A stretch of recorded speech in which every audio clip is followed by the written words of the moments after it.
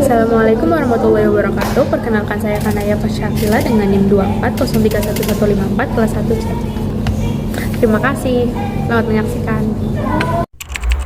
Ini adalah kisah Bu Asih, seorang wanita berusia 75 tahun yang hidup dengan hipertensi kronis dan mengalami gangguan pendengaran akibat faktor usia atau yang dikenal sebagai presbikusis. Assalamualaikum. Selamat siang Ibu. Saya akan membantu Ibu. Saya izin duduk ya Ibu. Selamat siang Ibu. Bagaimana kabar Ibu hari ini? Maaf Sus, pendengaran saya kurang jelas. Ibu, bagaimana kabarnya hari ini? Sedikit pusing Sus. Baik, saya akan cek darah Ibu. Ibu pagi tadi sudah minum obat atau belum? Sudah, yang warna putih itu ya Sus. Iya betul Ibu. Sekarang saya cek darah Ibu dulu ya. Baik Sus.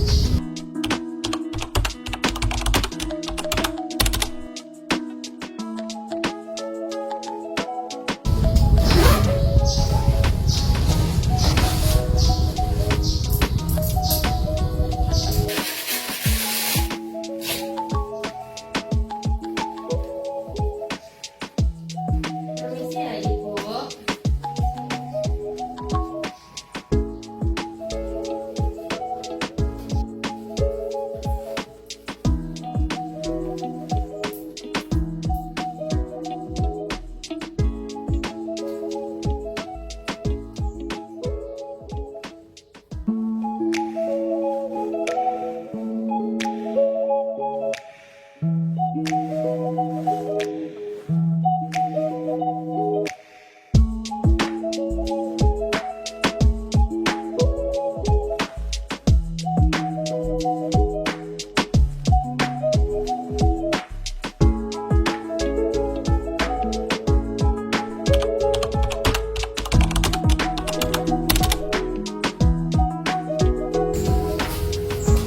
Baik Ibu, sudah. Tekanan darah Ibu masih tinggi 170/100. Apa Ibu tadi makan makanan asin atau berlemak Ibu? Iya Sus, tadi saya makan nasi sama ikan asin. Oh, jadi kan tekanan darah Ibu tinggi, jadi jangan konsumsi makanan yang asin ya Ibu. Kurangi. Baik Sus. Baik, sudah selesai Ibu. Barangkali Ibu butuh bantuan, keluarga Ibu bisa menghubungi saya ya Ibu. Baik Sus. Terima kasih, saya pamit ya.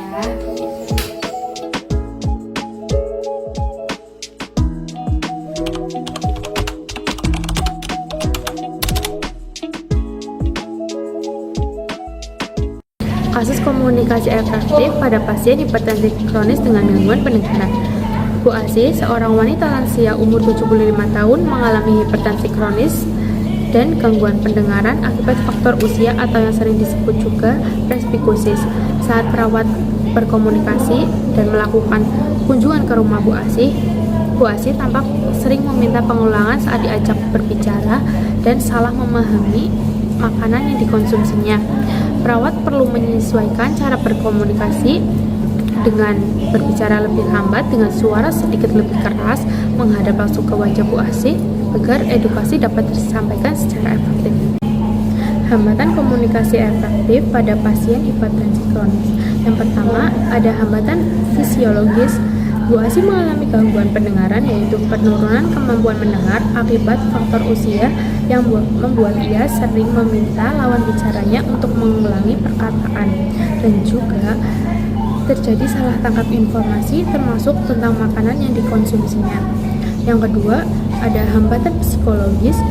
Pada lansia seperti Bu Asih ini yang sudah berumur 75 tahun, terjadi penurunan daya konsentrasi dan daya tangkapnya yang membuat ia sulit memahami informasi yang disampaikan jika informasi tersebut disampaikan secara cepat dan tidak jelas.